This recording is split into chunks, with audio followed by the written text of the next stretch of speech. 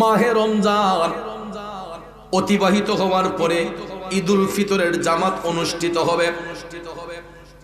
বন্ধুরা আমার, বাবাজিরা আমার, দেখবেন সাধারণত আমাদের দেশের মধ্যে রমজানের 15 দিন পার হওয়ার পরেই দেখবেন বাচ্চাগুলা বাবার সাথে বাহানা ধরে, আব্বা নতুন কাপড় কিনে না দিলে ঈদগার ময়দানে যাব না। আছে না নাই? বাবাজিরা আমার, দেখবেন কিছু কিছু বাবা এই ঈদের দিনে বাচ্চাদের চাহিদা পূরণ করার জন্য এমন কিছু বাবা ছেড়ে পুরাতন কাপড় পইরা ঈদগার ময়দানে যায়, বাচ্চাটার নতুন জামা পরায়। যুবক বন্ধু, রমজানের 15 দিন পার হইতে না হইতেই দেখবেন কত বাহানা ধরি, জুতা দিতে হবে, কাপড় দিতে হবে, নাইলে ঈদগাতে যাব না। এই সংসারের মধ্যে কিছু কিছু বাবা আছে রে, চাহিদা পূরণ করার জন্য, বাচ্চাদের চাহিদা পূরণ করার জন্য নিজের সমস্ত আরাম আয়েশ বিসর্জন কইরা দেয়, কিন্তু বাচ্চাদেরকে সুন্দর রাখার চেষ্টা করে। ঠিক কিনা বলেন? এমন গরিব বাবা আছে, নিজে কাপড় কেনার সময় হয় না, বাচ্চাদেরকে কাপড় কিনে দেয়। আমাদের দেশের মধ্যে আরো কিছু এতিম আছে, ওই এতিমগুলা ঈদের দিনে, কত এতিম আছে ঈদের কাপড় কিনতে পারে না, বাড়িতেই যায় না, মা নাই বাবা নাই, এমন কিছু এতিম আছে এতিমখানার মধ্যে দিন কাটায়। আমি গত বছর ঈদের দিনে বিকাল বেলা আমার গ্রামের বাড়ি থেকে একটু শহরের বাড়িতে আসছিলাম, আমার বাসাতে আসছিলাম একটা কাজী। আমাদের হবিগঞ্জেও কয়েকটা এতিমখানা আছে বাজার। আমার গাড়িটা যখন এতিমখানার সামন দিয়া নিয়ে যাচ্ছি, হঠাৎ করে দেখি মাদ্রাসার ভিতরে কয়েকটা ছেলে দৌড়াদৌড়ি করে।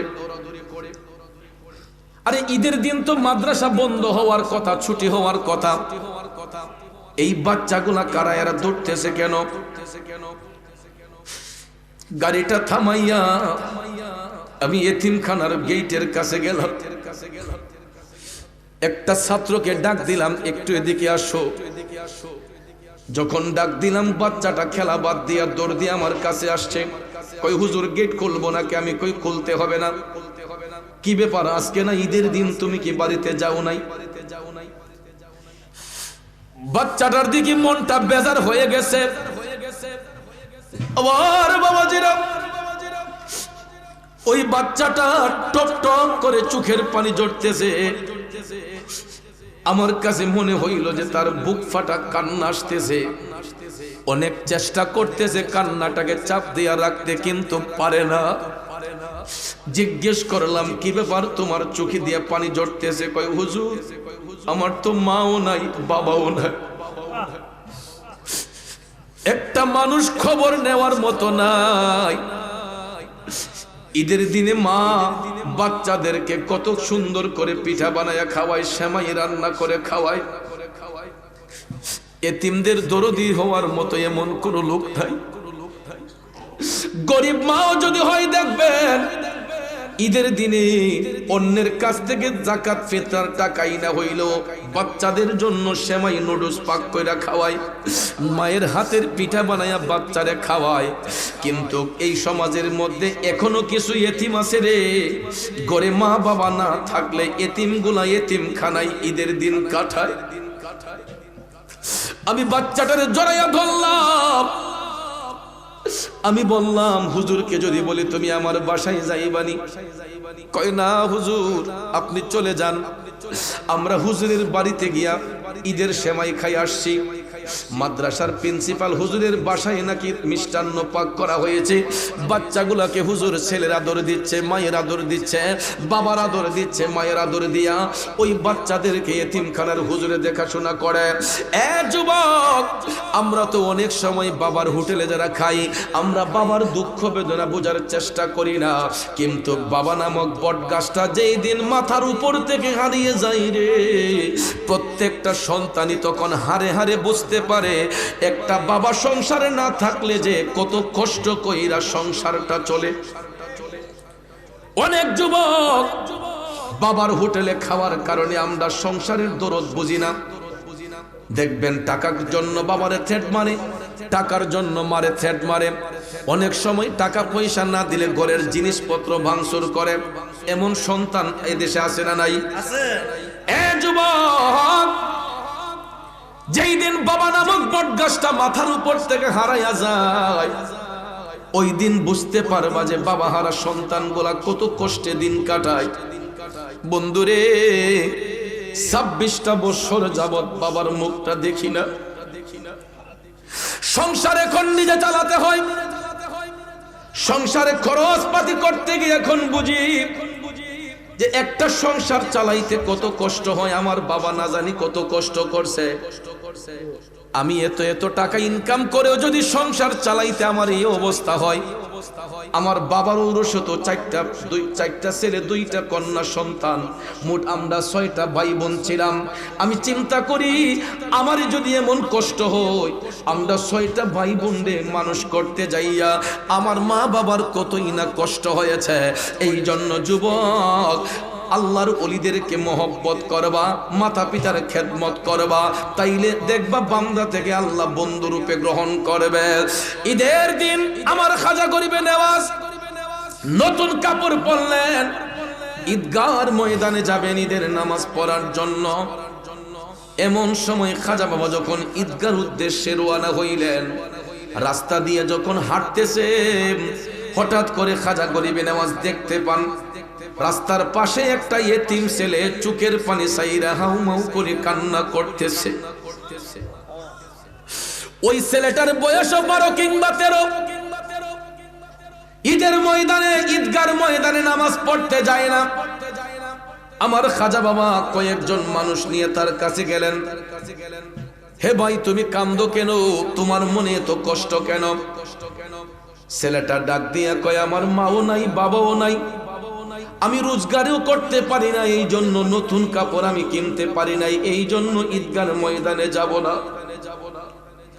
এতিম ছেলেটা কান্না করতেছে, চোখের পানি যখন ফালাইয়া দিল, আমার খাজা গরিবে নেওয়াজ চিন্তা করলেন, আমি মঈনুদ্দিন তো এখনো বেঁচে আছি, আমার গায়ে যদি নতুন পোশাক থাকে, বাচ্চাটার গায়ে যদি কোনো পোশাক না থাকে, এতিমের গায়ে যদি পোশাক না থাকে, আমি মঈনুদ্দিন কেমনে এই পোশাক পরে ঈদ গায়ে যাই?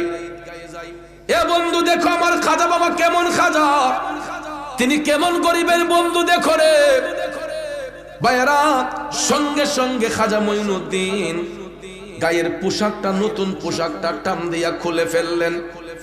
গায়ের পোশাকটা টান দিয়া খুলে ফেললেন, নতুন জামাটা ওই এতিম ছেলেটার গায়ের মধ্যে খাজা বাবা পরাইয়া দিলেন। क्या तुमको बताओ कितनी मकबूल नजर है ख्वाजा, सच पूछो तो मेरी दिल में मेरी जान जिगर है ख्वाजा, मेरी निगाहों में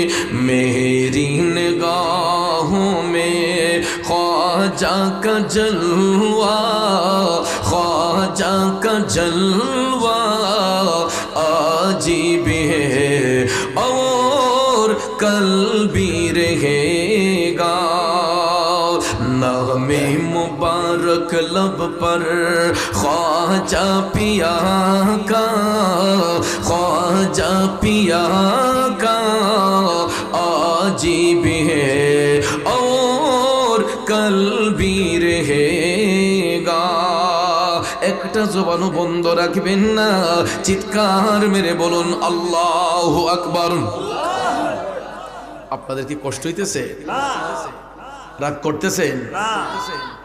ভাইয়ার আমার, এত কষ্ট আপনাদেরকে দিতাম না, কিন্তু আপনাদের অবস্থা দেখলে মাহফিল আরো 2 ঘন্টা আগে শেষ করার কথা, কিন্তু চোখে যদি নাও দেখি, কানে শুনছি, মহিলা প্যান্ডেলে আমার মা বোনদের জায়গা হইতেছে না। একজনের ফিটে ধাক্কা দিয়ে আরেকজন বইছে, আর আমরা জায়গাগুলা খালি রাখছি, বউ আর মানুষ নাই, আর হের আর বউ আর জায়গা নাই। পার্থক্যটা এখানেই। আমরাও আল্লাহর বান্দা, হেরাও আল্লাহর বান্দি, ঠিক না ঠিক? তো আল্লাহর বান্দিরা এমন ভাবে প্যান্ডেলটা পরিপূর্ণ করছে। আমি শুনছি যে মধুরসাকে মৌমাছি যেরকম বেষ্টন করে বসে থাকে, আমার মা বোনগুলা মহিলা প্যান্ডেলে মৌমাছির নিয়ে বসে আছে। এত সুন্দর ডিসিপ্লিন, কারো সঙ্গে কারো কোনো সাক্ষাৎ নাই তাদের প্যান্ডেলে তারা। কিন্তু পুরুষ ভাইরা অনেকেই ব্যস্ততার তাগিদে কেউ শীত ডরাইয়া বাইর গেছে, কেউ রাস্তা দিয়া গুইরা বুট বাদাম খাইয়া সময় নষ্ট করতেছে। আবার আল্লাহর খাস বান্দা যারা, এরা এখনো বইসা আছে যে কোন সময় মুনাজাত হবে, আমিন আমিন কইয়া কানবে। কারণ হাতের 5 আঙ্গুল যেমন সমান না, অনেকের মন মানসিকতাও সমান না, ঠিক না ঠিক? দরবারে কিন্তু হরেক রকমের লোক আসে। কেউ আসে খালি গুরবার লাগে, মানুষ কতলিছে একটু দেখি। আবার কেউ কেউ আয়া দেখি দুহান কতলি বইছে। আবার কেউ আসে যে সারাক্ষণ আমি পিসা বুজুরের রুহানি ফয়েজ নেওয়ার জন্য আমি বসে থাকবো, যে কোন সময় ফয়েজটা আসে আমি যেন এটা থেকে বঞ্চিত না হই।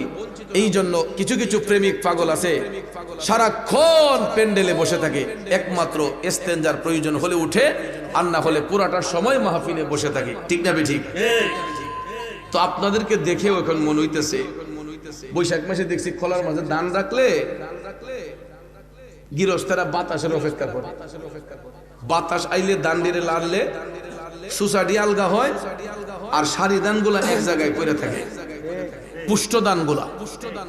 তো আপনাদেরকে দেখেও আমার মনে হইতেছে যে সুসা মুসা যেটা আসিন ইটা খাইয়া সব সাফ হয়ে গেছে, বাস্কার হয়ে গেছে। এখন যারা বসে আছেন এইগুলোই সত্যিকারের খাসল খাস প্রেমিক। এরাই আল্লাহকে খুশি করার জন্য আসছে, নবীর মোহব্বত পাওয়ার জন্য আসছে, খাজা বাবার দিদার পাইতে আসছে, আল্লাহর ওলির রুহানি তাওয়াজ্জু নিতে আসছে। কথা কোন ঠিক না ঠিক? আর কিছু সময় বসতে রাজি আছেন তো সবাই?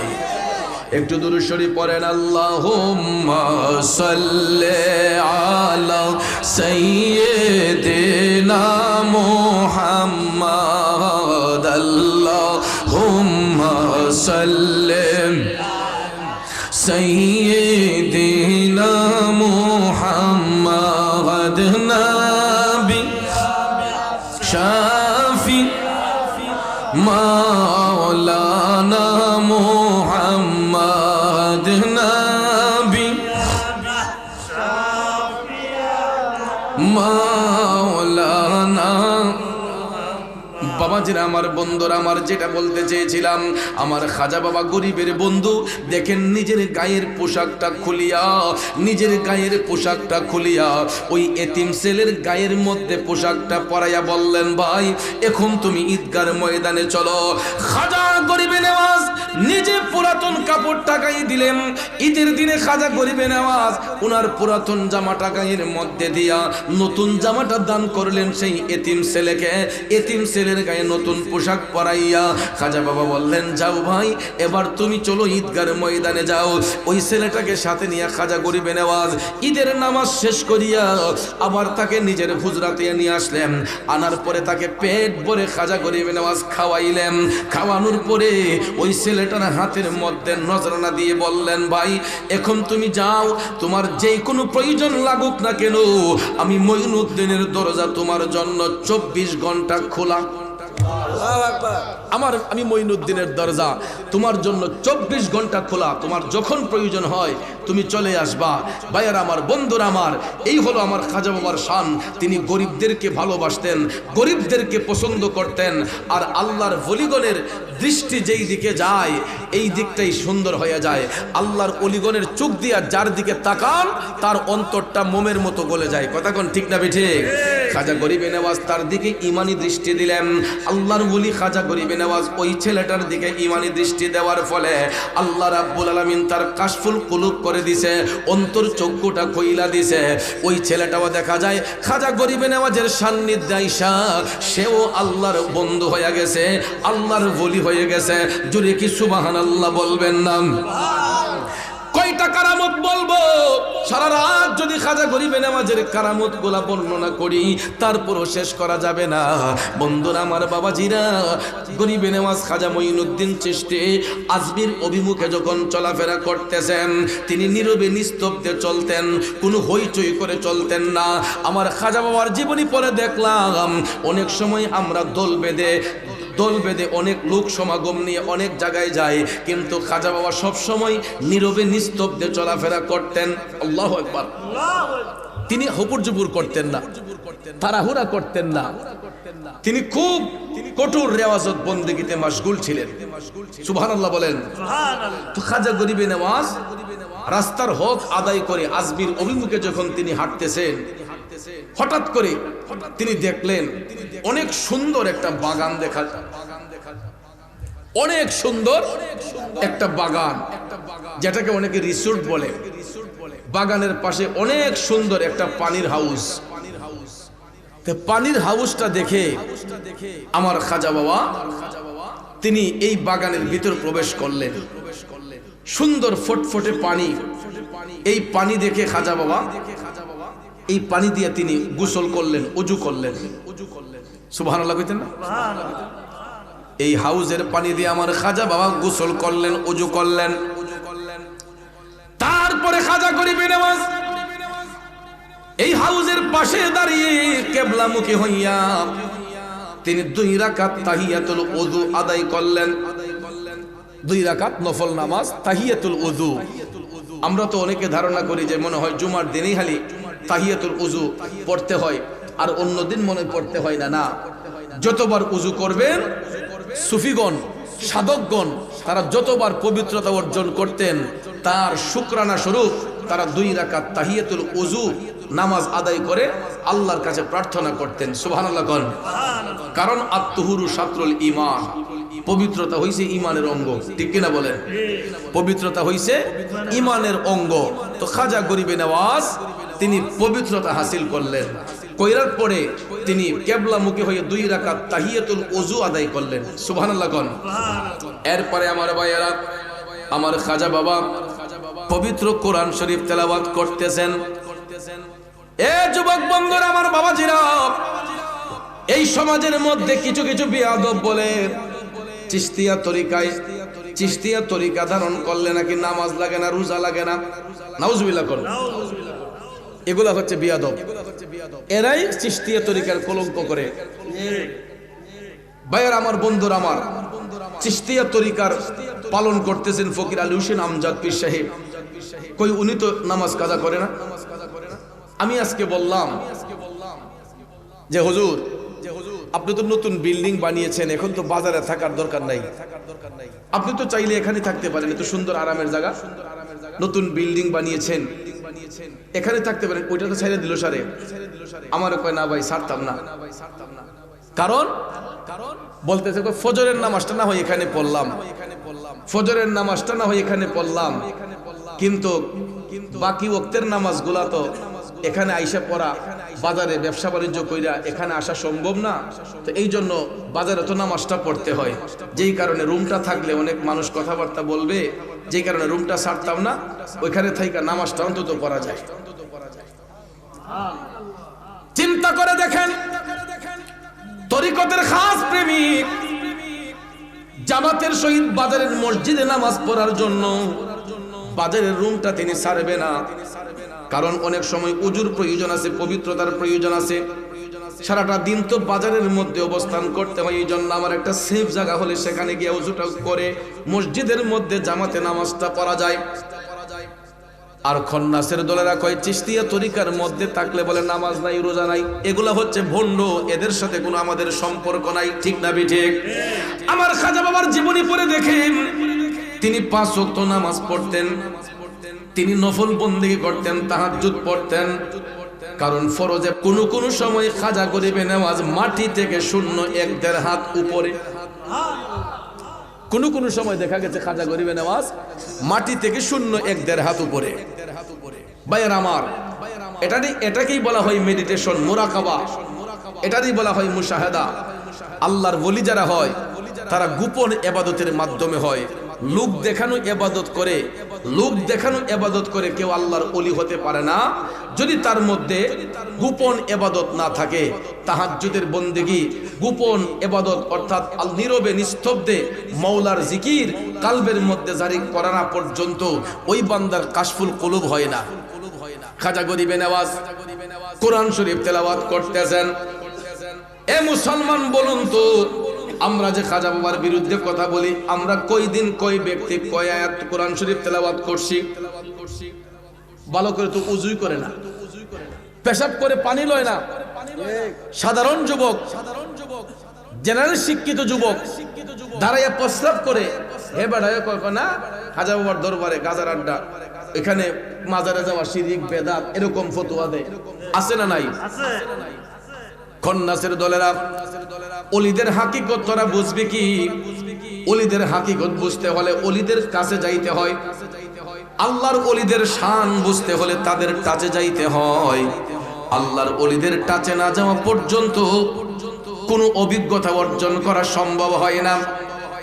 যুবক বন্ধুরা, আমার বাবাজিরা, ফকির আলী হোসেন আমজাদ সাহেবকে নিয়ে হয়তো অনেকেই আলগা থেকে মন্তব্য করে, কিন্তু ওই লোকটার সঙ্গে চলাফেরা করলে বুঝতে পারবে তার আত্মার মধ্যে কি আছে, ওই ব্যক্তিটা কি চাই, তার মনের বাসনাটা কি। আজকে গত 3 বছর যাবত দরবার শরীফে দাওয়াত করি আমার মাহফিলে, একটা ভালো করে একটা জিনিস আমি খাওয়াতে পারি না। কেন? আমারে বলছে হায়াতে বাঁচলে সামনের বছর খাইতে পারবো। কারণটা কি? উনার খাজা বাবার উরুস শরীফ করার জন্য তিনি 40 দিন ওই লোকটা গোশত ভাত খায় না। 40 দিন যেই লোকটা খাবার দাবার ছেড়ে দেয়, এর চাইতে কঠিন সাধনা আর কি থাকতে পারে? এর চেয়ে কঠিন সাধনা আর কি থাকতে পারে? 40 দিন যেই ব্যক্তি গোশত ভাত খায় না, ভালো করে একটা জিনিস আরাম আয়েশ করে না, তাহলে তার মধ্যে আর কি আপনি খুঁজবেন বলেন? ভাইয়ার আমার, বন্ধুরা আমার, ফকির আলী হোসেন আমজাদ সাহেবের ঈমান হলো লক্ষ লোকের প্রয়োজন নাই। একটা আশেক যদি মাহফিলের প্যান্ডেলে বসে থাকে তাইলেই মাহফিল সার্থক। একটা আশেক যদি মাহফিলে থাকে তাইলেই মাহফিল সার্থক। প্যান্ডেল ভর্তি লোক দিয়ে কি হবে? আবার প্যান্ডেল ভর্তি লোক ছিল, দুপুর বেলা তো এখানে জায়গাই হয় নাই, ঠিক না ঠিক? দুপুর বেলা তো এখানে জায়গাই হয় নাই, প্রায় 4-5 হাজার লোকের খাওয়ান হয়েছে। ওই খাওয়ান পার্টিগুলো এখন কোথায়?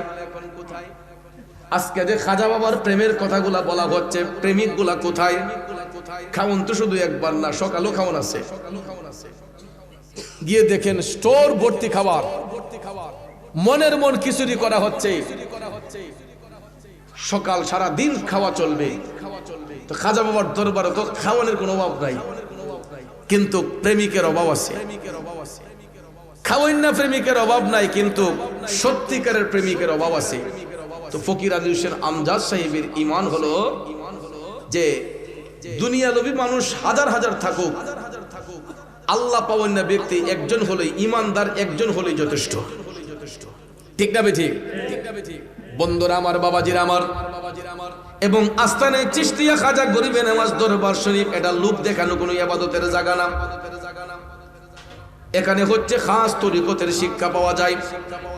এই দরবারের পীর সাহেবের কাছে আসলে আপনি ঈমানি শিক্ষা পাবেন, বেঈমানি শিক্ষা পাবেন না। অন্তত এতটুকু আমি বলতে পারি, এখানে আসলে ঈমান হারা কোনো শিক্ষা পাবেন না, ঈমানের শিক্ষা পাওয়া যায়। এই জন্য যুবক ভাইয়ের আমার, খাজা গরিবে নওয়াজের গোলামি আমরা এই কারণে করি। আমার খাজা গরিবে নওয়াজ হাউজের পানি দিয়া গোসল করে তিনি নামাজ আদায় করে, তিনি যখন এখানে দাঁড়িয়ে কোরআন শরীফ বসে কোরআন তেলাওয়াত করতেছেন, কোরআন শরীফ তেলাওয়াত করতে করতে দেখা যায় ওই বাগানের যিনি বাদশাহ, ওই বাগান যে বাদশার অধীনে ছিল, ওই বাদশা যখন তার বাগান পরিদর্শন করতে আসলো, বাদশা যখন বাগান পরিদর্শন করতে আসলো, এমন সময় দেখা যায় বাগানের যত মালি ছিল সবাই, এরা দেখা যায় শোরগোল সৃষ্টি করেছে। এরা একটা তাড়াহুড়া সৃষ্টি করছে যে বাদশা আসতেছে, বাদশা আসতেছে। তখন একটা শোরগোল শুরু হয়ে গেল, মানুষের মধ্যে একটা হুলস্থুল ভাব শুরু হয়ে গেল। আমার খাজা বাবা একটু নড়ে নাই। সুবহানাল্লাহ কোন। খাজা বাবা কোরআন শরীফ তেলাওয়াত করতেছে। কিছুক্ষণ পরে বাদশা যখন বাগানের ভিতর প্রবেশ করলো, আয়েশা হাউজের পারে দেখতেছে লেবাসদারি একজন আল্লাহর মেহবুব বান্দা, তিনি মধুর কণ্ঠে কোরআন শরীফ তেলাওয়াত করতেছেন।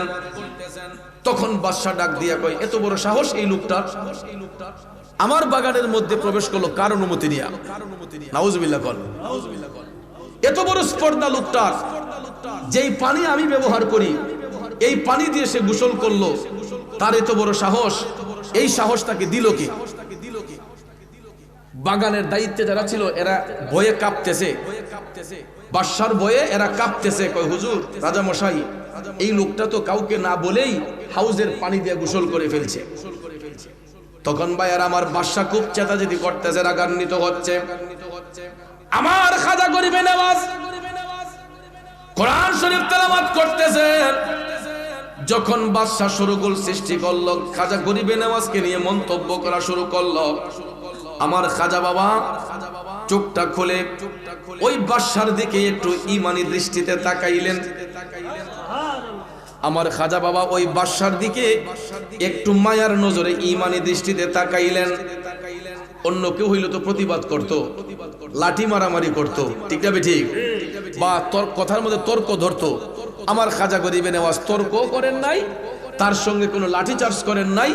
বাদশা বকাবকি করতেছে, তার বকা তার মুখে আছে। খাজা গরিবে নওয়াজ চোখ খুলে ওই ব্যক্তির দিকে তাকাইলেন।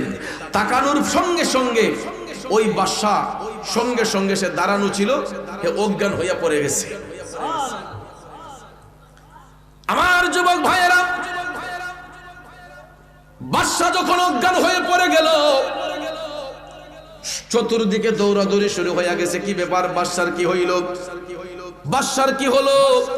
সবাই যখন বাদশাকে নিয়ে ব্যস্ত, আমার খাজা গরিবে নওয়াজ কোরআন শরীফ তেলাওয়াত করতেছেন। সবাই চিন্তা করে, কিরে, আমরা বাদশারে নিয়ে ব্যস্ত, আর এই লোকটা এখনো সে কোরআন পড়তেছে, নিশ্চয়ই লোকটা সাধারণ কোনো লোক নয়। তখন কিছু লোক বাদশার কাছ থেকে, বাদশা তো ডলে আছে, সবাই এখান থেকে উঠে খাজা বাবার কাছে আসলো। আয়েশা কয়, আপনি নিশ্চয়ই আল্লাহর কোনো প্রিয় বান্দা হবেন, আমরা তো মনে হয় কোনো ভুল করেছি। আমাদের বাগানের বাদশা, যার যিনি এটার মালিক, বাদশা তো ঢলে গেছেন, অজ্ঞান হয়ে গেছেন। আমার খাজা গরিবে নওয়াজ মুস্কি মুস্কি হাসতেছেন। এখন এরা আসছে খাজা গরিবে নওয়াজের কাছে, হুজুর, আপনার কাছে এমন কোন চিকিৎসা আসেনি? খাজা গরিবে নওয়াজ বলেন, আছে। সবাই কই, কি আছে? খাজা গরিবে নওয়াজ তখন বললেন, আমি যেই যোগের পানি, যেই যোগ দিয়া ওই হাউস থেকে পানি নিয়ে গোসল করলাম, আমি যেই যোগ দিয়া হাউসের পানি দিয়া গোসল করেছি, এই যোগ দিয়া একটা যোগ পানি ওই হাউস থেকে নিয়ে আসেন। সত্যি সত্যি সত্যি ওই হাউস থেকে খাজা গরিবে নওয়াজ যেই যোগ দিয়া পানি এনেছিলেন, ওই পানিটা ওই যোগ দিয়া যখন আনা হইল, আমার খাজা বাবার সামনে যখন আনা হইল, খাজা গরিবে নওয়াজ পানিটা হাতের মধ্যে নিয়ে ওই পানির মধ্যে ফু দিলেন। আরো জোরে কোন। খাজা গরিবে নওয়াজ পানির মধ্যে ফু দিলেন। বরকত বাড়বে না কমবে? পানির মধ্যে ফু দিয়া খাজা গরিবে নওয়াজ বলছেন, যান, এখান থেকে কিছু পানি এই বাদশার উপরে ছিটাইয়া দেন। সুবহানাল্লাহ কোন। যুবক বন্ধুরা, আমার বাবাজিরা, সঙ্গে সঙ্গে এই যোগ থেকে কিছু পানি নিয়ে বাদশার উপরে ছিটাইয়া দেওয়া হইল। ছিটাইয়া দেওয়ার সাথে সাথে বাদশা চোখগুলা খুলল। খোলার সঙ্গে সঙ্গে ওই বাদশা ডাক দিয়া কয়, হে আমার সদস্যরা, যেই লোকটার সঙ্গে আমি রাগান্বিত হয়েছিলাম, ওই লোকটা কোথায় আছে একটু দেখতে চাই। যেই লোকটাকে আমি বকাবকি করেছিলাম, ওই লোকটাকে আমি দেখতে চাই। উনি কোথায়? উনাকে আমার সামনে নিয়ে আসো। সবাই আইসা আমার খাজা বাবাকে সম্মান দিয়া বাদশার কাছে নিয়ে গেল। তখন ওই বাদশার সাথে সাথে আমার খাজা বাবার পায়ের মধ্যে পড়ে গেছে। দেখেন আল্লাহর কি লীলা খেলা। একটু আগে আমার খাজা বাবারে বকছে, আর এখন খাজা বাবার পায়ে ধইরা পড়ে আছে, ডাক দিয়া কয় হুজুর আপনি আমার দিকে নজর করাতে আল্লাহ তাআলা আমার কাশফুল কুলুব করেছে, আমার অন্তরটাকে পরিষ্কার করে দিয়েছে। হুজুর আপনি যদি আমার পানে না চাইতেন হয়তো আমার এই অন্ধকার কলবটা অন্ধকারই থাকতো। হুজুর আমি আপনাকে বকাবকি করেছি, আপনি আমার দিকে মায়ার নজর দিয়েছেন। আমি অজ্ঞান হইয়া যখন বেহুশ হয়ে গেছি তখন আমি স্বপ্নের ঘরে দেখতেছি কে যেন আইসা আমাকে বলতেছে আপনি হচ্ছেন মঈনুদ্দিন চিশতি। কে যেন আইসা বলতেছে আপনি মঈনুদ্দিন। সুবহানাল্লাহ কোন। হুজুর আপনি আমাকে ক্ষমা করে দিন, আর এই মুহূর্তে আমারে কালেমা পড়াইয়া মুসলমান বানাইয়া দেন।